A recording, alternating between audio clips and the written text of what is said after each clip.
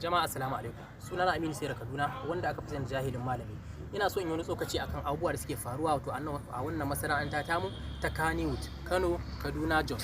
A dukkanin faɗin Najeriya su ne wanda aka fi sani da amsa wannan suna na Kannywood saboda su ne ake yi da su a harkan shirye-shiryen fina-finan Hausa da comedies da waƙoƙi. Wato gaskiya muna abubuwan da basu dace ba sannan muna tozarta kanmu a wannan masana'anta. Jama'a da dama na wajen wannan masana'anta suna ɗauka bamu da yadda zamu, suna ɗauka bamu da kuɗi. To gaskiya mu san cewa fa Allah ya riga rufa mana asiri, muna da shi kuma muna samu. Ta yaya za a ce kamar Sani SK kowa ya san shi fitaccen jarumi ne a masana'antar Kannywood a baya. Dan me saboda bai da lafiya a rika fitowa social media ana yadawa ana neman taimako. So kuke mutanen duniya san cewa babu kuɗi a Kannywood?